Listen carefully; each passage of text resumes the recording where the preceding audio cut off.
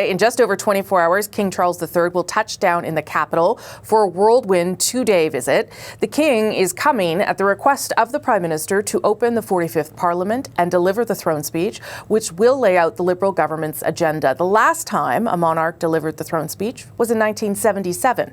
Just days ago, King Charles celebrated the 100th anniversary of Canada House in London. Canada's High Commissioner in the United Kingdom, Rafe Goodale, was there, of course, with the King to mark the special occasion. And Rafe Goodale joins me now live from London this morning. Good morning, Mr. Goodale. Nice to see you.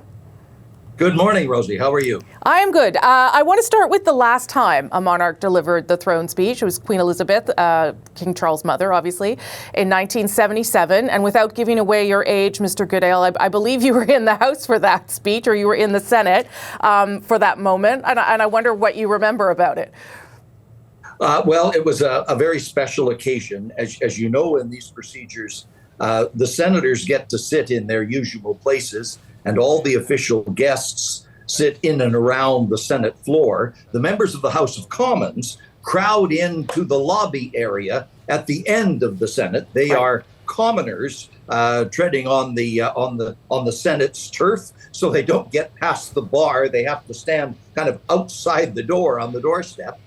So I was among a couple of hundred MPs trying to crowd into the lobby that day. It was a very special day when the head of state in person is opening Parliament. That is the pinnacle of our democracy and our freedoms and our sovereignty, and it's a very special time to be there. So virtually all the MPs were crowded into that small space.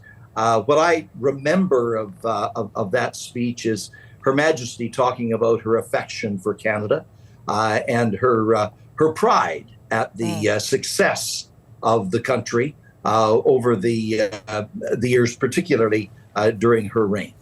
So this visit, this throne speech is coming at the request of the Prime Minister. The Prime Minister asked the King to do this. And obviously, it will be the government's message. But there is an opportunity for His Majesty to say some of his own words, either about the country or other things. And I wonder what you might expect there, and whether you think the King will either overtly or subtly talk about Canada's sovereignty. Well, I have no knowledge whatsoever of what's in the throne speech or what the monarch might add, as you point out. Sure. Whether it's the sovereign in person or the Governor General as the representative of the sovereign, they do have the prerogative to add a few words to the throne speech. I think we'll just have to wait until Tuesday and see what transpires. But I think it is an important moment. Yeah. It's an impactful moment. There's obviously a lot of geopolitical turbulence in the world. There's economic turbulence in the world, and it is important for the sovereign to be performing this function in person. This is really following very closely a precedent set by Queen Elizabeth II when she delivered her first throne speech for Canada back in 1957. It was immediately after an election. The election had generated a somewhat surprising and controversial result. There was a minority parliament and a new prime minister. Well, all of those factors are together again. This will be King Charles' first visit as reigning monarch, although he's visited Canada 19 times before. This will be his 20th visit, but the first as reigning monarch. And he's performing that critical constitutional function of opening the duly elected democratic Parliament of Canada. And that's a powerful symbol. You met with the King just last week to commemorate the 100th anniversary of Canada House, which is remarkable in and of itself. What was that meeting like, Mr. Goodale? Because I know you've met the King many times previously, of course, when he was Prince as well. What did he have to say about Canada just last week? Well, he has deep affection for Canada, and his love for the country is something that he has expressed on many occasions. He was once in Newfoundland and talked about Canada getting into his bloodstream, and rather poetically then said, "And that flows directly to my heart." It was those kinds of sentiments again. Canada occupies a very special place in the hearts and the minds and in the constitutional functions of the royal family. It is significant that despite considerations about health or other matters, he's determined to make this visit himself. I want to ask you a couple of more political questions. One about trade. I'm going to speak to the UK High Commissioner to Canada later, and obviously we talk about the trade deal between Canada and the UK, which is stalled and has been for some time. Do you have the sense that because of what is happening in the world, that there is a renewed priority or interest in the United Kingdom to try and get that deal done with Canada? Well, we actually have a full-fledged free trade agreement between Canada and the UK. It was implemented right at the end of Brexit. And it gives each of us 99% tariff-free and quota-free access to each other's markets. So that all that remains to be discussed is that remaining 1%. Of course, all of the tough issues are in the remaining 1%. Right. What we both agreed upon is we will continue to work at that small margin that's left. But we need to take advantage of the 99% that is already negotiated, settled, implemented, and signed. There's plenty of room in areas like critical minerals, for example. AI as another example, the digital economy, science, technology, and innovation. We are both for each other major sources and destinations for foreign direct investment. All of that can grow and flourish. And if some markets are getting more difficult, then let's focus on where we both really want to do business with each other. And there's plenty of good business to be done. So I think the potential for growth and success economically, growing partnerships is very real. One of the first things that the Prime Minister did, even before the election, was, of course, as you know, to visit London. And he has since then tried to, I think, strengthen even further the ties between Canada and the United Kingdom and France as well. But he did that either through partnership on the Coalition of the Willing with the Prime Minister Starmer. There was a statement around the Middle East that Canada signed on to last week. How is that being received, this sense that Canada is trying to reestablish those ties at a time when our relationship with the United States is strained, to say the least? Oh, I think it's very welcome in the UK.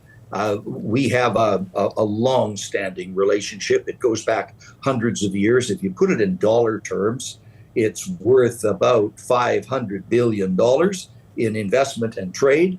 But it's really more than just dollars and cents. It is all of that accumulated lived experience with one another, the trust and respect that comes with that, the promotion and defense of common values around the world that we've worked on together for generations. There's a real feeling that I think in the economic sphere, but perhaps even more so in security, defense, intelligence, in the geopolitical issues of the day, that there are great opportunities to deepen and broaden the partnership in the best interests of both countries. Do you think, Mr. Goodale, that the King understands how Canadians are feeling about the threats against Canada made by the President over the past number of months, though not recently, but in the past? I think he's got that sentiment pretty clearly. He's met with the former Prime Minister and the current Prime Minister. He's met with other distinguished Canadians like Indigenous leaders, for example, and lieutenant governors that come through town to make their official audience with the King. I think yes, he is very well tuned to the type of issues that Canadians are facing and the strong sentiments among Canadians about those issues. They're very much on his mind. Rafe Goodale, always nice to see you. Thank you for making the time for us this morning, even though it's evening there. Appreciate it very much. My pleasure. Thank you. Okay. To talk more about the King's visit, I'm joined by royal commentator Rafe Heydel-Mankoo. Thank you so much for being here, Rafe. A great pleasure. Just want to start with the fact that the king is coming. I know that this has been something that, they had been talking about doing for some time. His health got in the way, and now he is making this first trip to Canada as king. How big a deal is this? It's hugely important. As you said, this visit has been delayed, obviously, from when it was first intended. This will be the King's 20th official visit to Canada, and there's no realm in the Commonwealth to which the monarchy has visited more than Canada, actually. It's always been a favourite realm of the monarchy. Hugely important at this time as well to come. But for the King personally, an extremely important occasion for him to introduce himself to his Canadian people.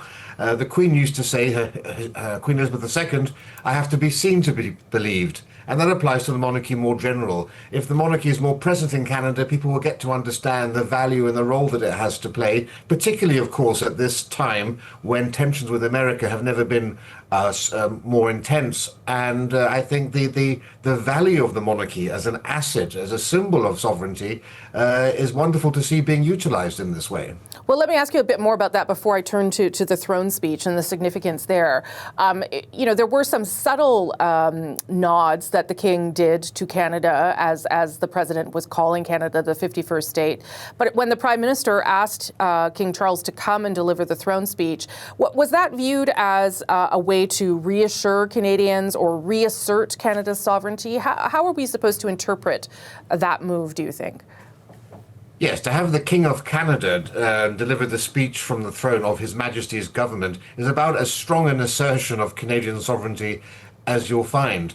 And it's clearly intended to show the soft power of the monarchy, which, of course, we know is very respected by Donald Trump. This is a man who had great respect for Her late Majesty Queen Elizabeth, has great respect for the king as well, but for the institution of the monarchy more generally. He's also going to be going on a state visit to Britain. And so understanding all of that, maybe he didn't even know that the king was King of Canada as well as King of Britain. As you say, the king has made every effort to remind people that he is just as much King of Canada as he is King of Britain in recent months. But this is going to be the most obvious and visual demonstration of that. And I think that's great to see. It's a shame that the Canadian government took so long to actually remember the importance of the monarchy. Many Canadian monarchists wanted Queen Elizabeth to come over in 2012 and in 2002 to open Parliament for her Diamond and Golden Jubilees, as she did for her Silver Jubilee. But for the past 30 or 40 years, the Canadian government has tried to, as it sees, Canadianize the institution by focusing just on the Governor-General. However, it's at times of great crisis, actually, that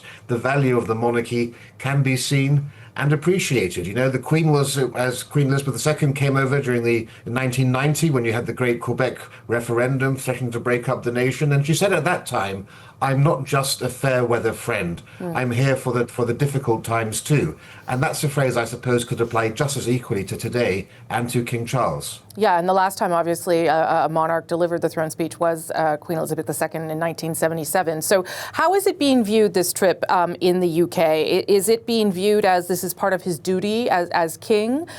Is it being viewed as a sort of a demonstration that his health is improving? Give me a sense of how people are talking about it there. It's actually making a lot more news here than you would expect from previous royal visits and tours that we've seen over the years. Part of that, of course, is because of the context in which it's happening geopolitically in North America. A lot of interest in that. But also, of course, it's great to see that His Majesty is now able to undertake overseas visits. He was in Italy, of course, the last head of state to have a meeting with Pope Francis. And this is just another way in which we can all draw encouragement from that. But also, of course, that there's great interest to see, of course, that the king is actually being incorporated into Canadian life now. Prime Minister Carney, formerly Governor General of the Bank of England, there's recognition of him here as well. But his brother, actually, Mark Carney's brother, has a role in the British royal household here at Kensington Palace too. So it's good to see those links between the Commonwealth being strengthened all the more, particularly, of course, when Canada needs friends and allies around the world. Royal commentator Rafe Heydel-Mankoo, thank you so much for this. Appreciate it very much. Great pleasure. Thank you so much. Of course, we'll have lots of special programming around the visit of King Charles. Tune in tomorrow for the CBC News special, The King in Canada, hosted by Chief Correspondent Adrian Arsenault. That begins at 12:30 Eastern, 9:30 Pacific.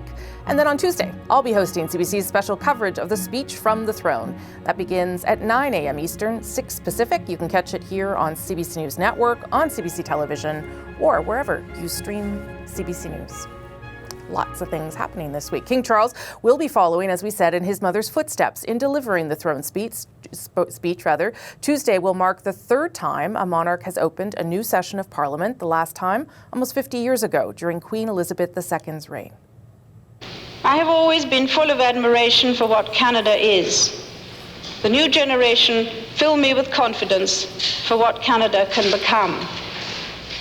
Queen Elizabeth also delivered the throne speech in 1957 during her first visit to Canada as reigning monarch.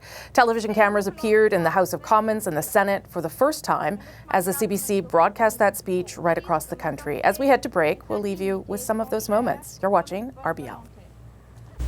I wish to express to you and to the people of Canada my gratitude and that of my husband for the warmth of the loyalty and affection with which we have been welcomed here in Canada. As I now address you here for the first time, I will call to your minds the words of the earlier Elizabeth, when more than 3 centuries ago she spoke from her heart to the Speaker and members of her last Parliament, and said, "Though God hath raised me high, yet this I count the glory of my crown, that I have reigned with your loves.